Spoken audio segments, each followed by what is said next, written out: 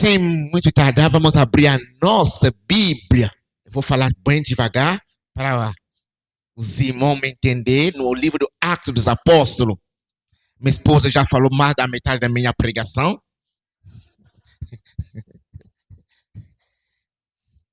Atos dos Apóstolos, capítulo 26, versículo 16 a 18. O testemunho do apóstolo Paulo.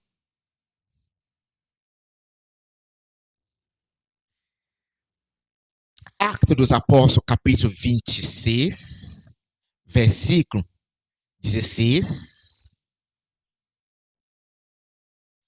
Obrigado, está na tela. Mas, levanta-te e põe-te sobre teu pé, porque te apareceu por isto para ti, por ministro e testemunho, tanto das coisas que tem visto, como daquele pela qual te aparecerei ainda, livrando-te deste povo e do gentio, a quem agora te envio, para lhe abrir os olhos e das trevas os convertes à luz do poder de Satanás a Deus, a fim de que recebe a remissão do pecado e herança entre os que são santificados pela fé em mim. A palavra do Senhor. Glória a Deus. Essa breve palavra, o poder dela é Paulo, na verdade, diante de Agripa, o rei, dando testemunho, porque Paulo, que antigamente era judaizante, se transformou em crente, porque ele foi encontrado no caminho do Damasco pelo Senhor. Ele viu o Senhor se manifestando a ele.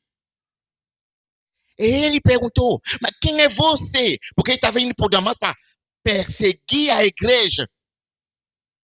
E quando o Senhor se manifestou a ele, ele mesmo testemunho, ele fala que uma grande luz brilhou e tudo viu a luz e caíram do cavalo.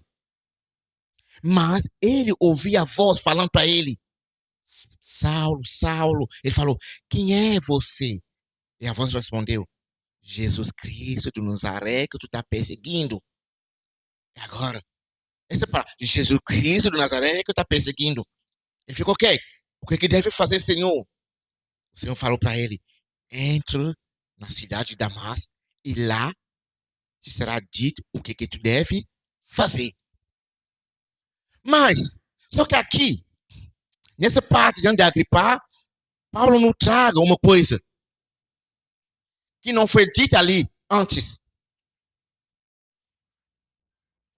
E é verdade que Atos dos Apóstolos é uma narrativa, e a narrativa tem essa particularidade que elas são seletivas, porque eles escolhem só uma parte, como aqui no tribunal, eles só expõem a parte que interessa na defesa dele. Mas será que não é verdade o que está falando? É verdade. E esse pequeno trecho do texto é a história de cada um de nós. Vou repetir. Esse pequeno trecho de texto é a história de cada um de nós. O Senhor, quando Paulo caiu, o que o Senhor falou para ele? Levanta-te. Levanta-te. A mudança começou. O Senhor apareceu para quê? Para ele se levantar. Paulo, levanta-te. E a primeira pergunta que eu quero fazer para cada um de nós: por que nós somos salvos? Por que Deus nos salvou? Essa é a pergunta. Para que nós sejamos em pé. Agora, em pé para fazer o quê? Ele vai dizer para ele: em pé, porque eu te destino para ser ministro meu. Na outra, ele vai usar servo meu. Se a gente vai na língua hebraica e vai usar a palavra, não vai ser servo, não, vai ser escravo meu. Nós somos no tempo moderno, né? Onde cada um reivindica o seu direito. Porque hoje, para fazer bonito, a gente usa ministro. Mas só que, na verdade, a palavra, bem profunda, é escravo. Porque o ministro é o servo. Só que quando a gente pega a palavra escravo, comparativamente no ministro do nosso país hoje, é ele que manda. Olha, se a gente volta na palavra original, escravo, e tem o direito de servir e de obedecer.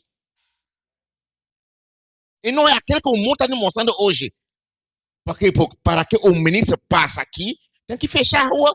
Ele passa como estrela. Eu aqui, eu aqui. Não. É servo, é escravo. Para fazer o que o Senhor dele mandou. Então, Deus fala aqui para Paulo: levanta-te. Por quê? Eu estou falando de ti que? Ministro. Estou falando de ti, meu servo. Se a gente for mais para trás, estou falando de ti, meu escravo. Agora, Paulo, tu me pertence. Agora que tu conheces a verdade, tu me pertence para fazer o quê? Ele vai dizer para ele: o quê? Tu vai testemunhar de mim, do que tá vendo, do que tu viu agora, e do que eu vou ainda demonstrar. Nossa vida não é água parada na lagoa, não. Não. Nossa vida é uma dinâmica com Deus. A gente não deve parar, não. É por isso que Deus fala, Paulo vai dizer: seja de constância.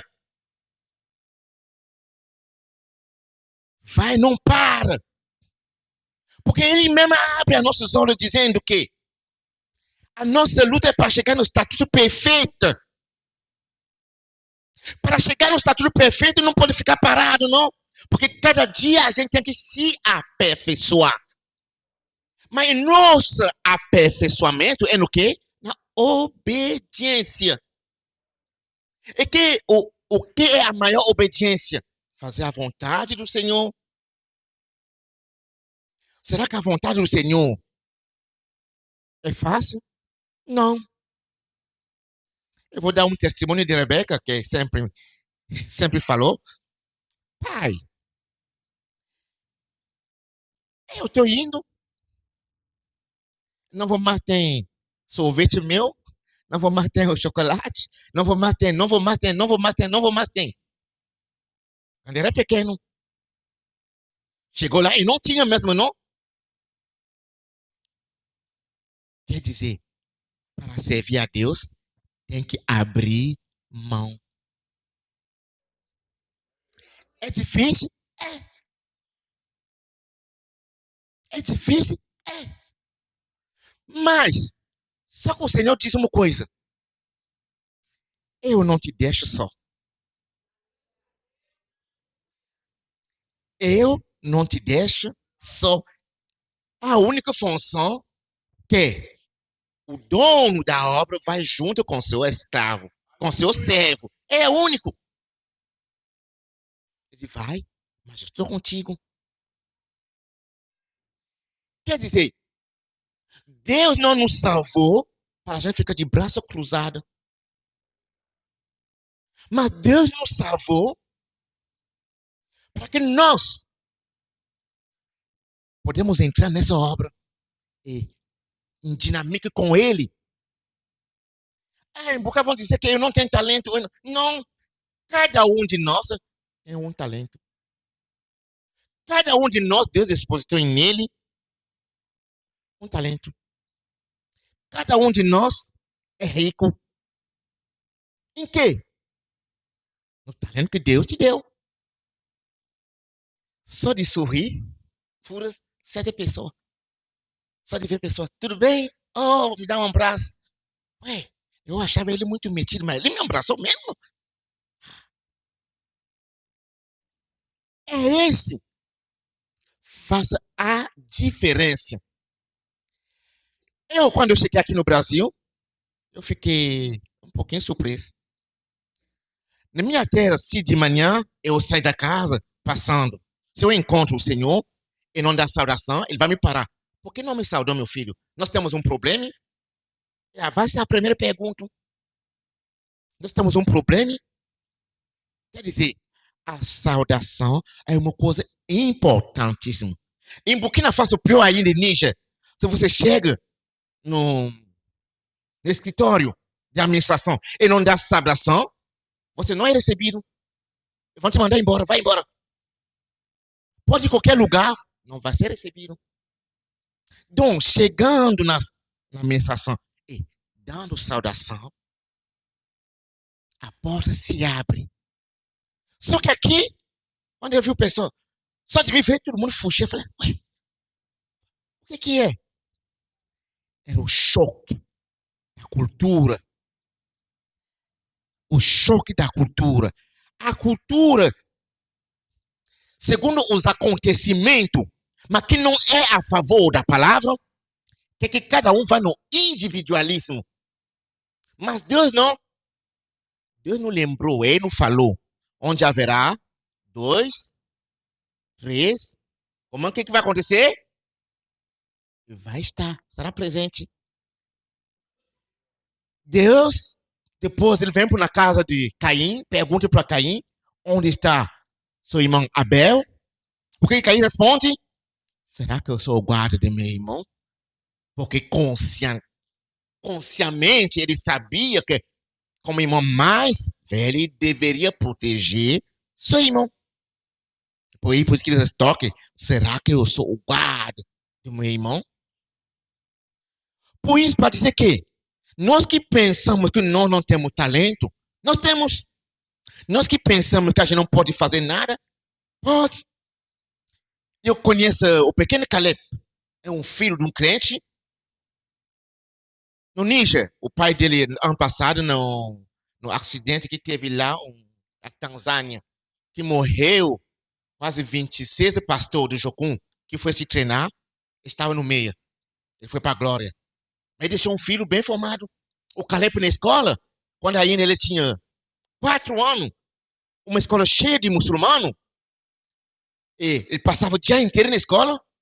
Ele chegou lá, de manhã, na hora de tomar o café na escola, ele levantava a mão. Ah, professor, tem que orar. O muçulmano não ora para comer, não. A Caleb era crente. Tem que orar. A professora só, ora, Caleb. Caleb fechava os olhos, papai do céu, abençoa essa comida, abençoa o professor, abençoa aqui para o nome de Jesus. Amém. A professora orou para o Caleb. Olha essa criança, bichinho assim. Na hora de almoço, Caleb de novo. Tem que orar. E isso era todos os dias. A professora fala, chega, eu tenho que saber quem é o pai. À tarde, em vez que a professora vai embora, porque geralmente, quando fecha, a escola está se fechando, tem pessoa que se responsabiliza de entregar a criança. Da professora, na hora dela, vai embora. Mas ele ficou querendo saber quem é o pai de Caleb. Quem é a mãe de Caleb. Ele ficou. Viu o pai, e se aproximou e falou, oh, Senhor, tem uma coisa que eu não entendo, seu filho. Todos os dias lá, ele fica dizendo para orar. Será que é? O que é? Ah, o pai do Caleb falou, não, professora. A senhora mora onde? Ela falou, não. A gente convida para jantar conosco na nossa casa, tal dia. A professora aceitou um sábado, foi para a casa do Caleb. Convidado pelo pai para jantar. Quando ele chegou lá, a janta foi servida, foi colocada na mesa. Quem orou? Caleb. Caleb. Caleb não somente impactou na escola, os amigos, mas a professora. Ele mostrou que era crente, E que em tudo que deve fazer, colocar a Deus para frente. Então, se uma criancinha igual a Caleb impactou, imagine eu. Imagina você. Lembra-te, no livro de Mateus, eu acho que é capítulo 10, quem terá vergonha de mim? Eu. Eu terei vergonha dele diante dos anjos do meu pai. Isso é uma motivação para que a gente trabalhe na obra de Deus. Porque é por nosso bem. É por nosso bem. Só de apresentar Cristo para alguém, faça muito bem na nossa alma. Não faça o mundo saber que nós somos diferentes. E cada um de nós tem essa luz. Porque ele vai dizer para Paulo, o Senhor Jesus vai dizer para ele no versículo 18, para que essa pessoa, onde tu está, Paulo, no meio do judeu, nesse momento, tu vai servir de testemunho para ele. E tu vai servir de testemunho para quem? Para gentil também. Deus vai falar para ele. É por isso que Paulo começou a pregar no meio do judeu. Todo mundo conhecia Paulo. Porque no meio dos alunos de Gamaliel, ele era aquele que tem o destaque. Paulo, que perseguia a igreja, agora fala de Jesus. E Deus usava ele plenamente e grandemente. Nós, aqui, como crente, a gente tem uma tarefa que geralmente a gente esquece. Orar. Se a gente visita um doente, o que a gente tem que fazer? Orar. Quem cura quem? É o Senhor. Mas só que geralmente a gente chega, valoriza mais a farmácia, em vez de valorizar a presença do Senhor. Eu quando eu prego geralmente, eu falo, cada um de nós tem um tesouro na bolsa dele. E 2 tesouros nós temos. Primeiro é a oração, o segundo é o perdão. É o dinheiro que Deus nos deu. É o dinheiro que abre descancaradamente a porta do céu. Orar. Eu não estou orando porque eu tenho certeza que Deus vai curar. Deus vai curar se Ele quiser. É Ele que cura, não eu. Mas meu dever é orar. Eu orando, eu falo para Ele. Vou te dizer uma coisa. A Bíblia diz assim. Quando chega na casa de alguém enfermo, eu põe a mão dele. E se ele quiser, eu oro. Mas, antes de orar, é melhor para te abrir seu coração a esse Deus que tem por filho Jesus Cristo e entregar seu coração, sua vida na mão dele, para que a misericórdia dele te alcance. Tem vezes que eu cheguei, pastor, não, desde que tu orou ontem, eu me senti muito melhor. Eu me senti muito bem. Teve aí uma bruxa, quando eu era mais jovem, essa foi em 95, era bruxa. É massacre sempre. Venha na minha casa, porque quando você vem aqui para orar, eu fico muito bem. E a gente ia, orava, ela ia lá atrás de nós. Oh, você já vem na minha casa lá, ora, faça louvor aqui. A gente ia lá. Nós temos essa tesoura na nossa mão, amado. E a Bíblia vai nos dizer: dá, sem reter. Recebeu de graça, abençoa. Sim. É oração. Impõe a mão. É Deus que vai nos usar, que vai usar para curar. Não é nosso, não. Mas só que geralmente a gente quer que Deus faça logo, logo. Deus não divide a glória dele com ninguém. Não é eu que curo. Mas como a gente quer dizer, eu orei, Deus curou, eu sou o cara. Deus para. É lá que nós falhamos. Eu quero lembrar para todo mundo aqui que cada um de nós é missionário. Cada um de nós tem na mão dele esse presente. Minha esposa diz que nós não somos pessoa especial. Porque não? Nós somos especial junto com você. Só pode se fazer junto com você. E Deus te salvou de onde tu estava, porque Ele quer que tu seja o quê? Primeiro na sua casa, a luz. Que tu brilha. Porque é isso que vai acontecer na vida de Paulo. Ele começa a brilhar. Levando essa palavra, ele brilha. Onde a pessoa tinha medo, Paulo chega mais. Não, irmão, eu era assim, porque eu era ignorante. Quando ele chega, eu era ignorante. Eu não sabia. Me perdoa. Mas hoje, eu quero ser assim. Eu estou assim agora. Ele vai orando, pregando. Cada um de nós tem uma boca, uma língua para falar. E pode bem falar do evangelho por cada um de vizinho.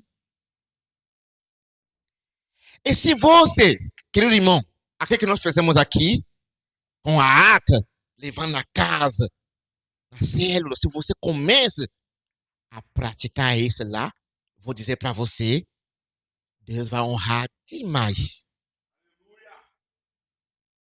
Porque eu já fui líder de célula. Antes de ir para Jocum. Isso é nos anos 95, 96. Fui líder de célula. E Deus usava demais a cura.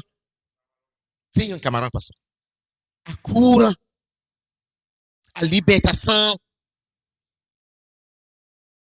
Pessoas via na nossa célula porque ele sabia que ali tem uma coisa de diferente. Via a nossa líder no caminho, parava. Oh, pastor, por favor, me ajuda. Eu queria aconselhamento. Porque ele olha para você e vê o brilho na sua vida. Mas só que você mesmo olha para você e fala, não tem brilho. Não. Deus está dizendo que você é diferente. Agora, segunda coisa, a gente tem que lutar para não atrapalhar o perdão. Irmão, não guarda ninguém no seu coração. Não guarda ninguém no seu coração. Não importa o que acontece. Tira esse dinheiro que se chama perdão e dá de graça. Porque hoje no nosso mundo, a pessoa come pimenta e quer que minha boca arde. Sim. Ele come e quer que eu. Mas Jesus não falou. Perdoa nossas ofensas, como nós também perdoamos. Se tem uma coisa que atrapalha a nossa vida, é o falta de perdão. E para que seu talento seja visto, que Deus age, que o Espírito Santo usa, nunca guarda ninguém no seu coração. Esse é o segredo. Nunca guarda ninguém no seu coração. Libera o perdão. Libera o perdão. E vê se Deus não vai te usar. E vê se Deus não vai fazer resplandecer a sua luz. Porque ele vai dizer aqui, para que ele saia das trevas para a fé, para no reino de Deus. É isso aqui que o Senhor fala para Paulo. É isso que o Senhor está falando para cada um de nós. Nosso trabalho é de tirar a pessoa das trevas para levar na luz. Levar da incredulidade para levar para trazer na fé. É por isso tem que liberar o nosso coração. Que o ódio não ache lugar no nosso coração. A Bíblia diz: irai mais, o sol não se põe sobre nossa ira. Quer dizer, perdoa. Isso, minha queridos irmãos, é o segredo para ser um bom missionário. Eu me alegrei muito quando eu vi essa aqui de negócio de célula, de grupo vida. Porque quando você começa, a pessoa te olha. E para terminar, dar um breve testemunho de um missionário na Índia. Ele passou 14 anos na Índia e não ganhou ninguém. Ele era inglês. A missão do navegador. Ninguém. Ele voltou triste para a Inglaterra. Pastor, eu acho que eu não volto mais, não. Por quê? Faz 14 anos, pastor. Ninguém se entregou para Jesus. O pastor olhou para ele. Mas se a igreja ainda quer te sustentar, volta. A igreja quer te sustentar, volta. Ele voltou agora para a obediência. E não voltou porque ele é quente. Ele foi para a Índia. Mas você sabe, os ingleses têm hora de brincar com o filho, com a esposa, hora de fazer. Todos esses 14 anos que ele tinha tempo de brincar com o filho, com a esposa, atrás da casa dele, o vizinho sempre olhava para ele. Não, o vizinho chegou um dia, mas por que tu é sempre alegre? Perguntou para ele. Quê? Por que tu é sempre alegre? Ele olhou. É Jesus. Quê? É Jesus. O que é esse Jesus? O primeiro discípulo. Ele discipulou o rapaz em 2 anos, falando de Jesus para ele. O rapaz sempre ia para a mesquita. Ele falou, não, pode ir para a mesquita. Ele discipulou o rapaz. Só que na mesquita, onde tem mais ou menos 2.000 pessoas, um dia, o pastor da mesquita, que chama de Marabu, perguntou para o rapaz, por que tu é sempre alegre, rapaz? Ele se assustou. Quê? Por que tu é sempre alegre? É o Jesus de missionário. É o Jesus de missionário. Não é eu, não. É o Jesus de missionário. Pegar a carta, escrever e convidar o missionário. O missionário foi para a mesquita e nós percebamos que o nosso irmão aqui, ele mudou de vida. Nós perguntamos para ele, o que foi? Ele falou que foi seu Jesus. E nós te convidamos para saber desse Jesus seu. Porque nós queremos que a nossa vida seja como é ele. Ele começou a pregar a palavra que transforma. E quando ele pregou, você viu? 14 anos, ninguém. 2 anos, 16 anos. Deus mandou o rapaz. Quando vai dar 18 anos já, Deus coloca na frente dele mais de 12.000 pessoas para ouvir.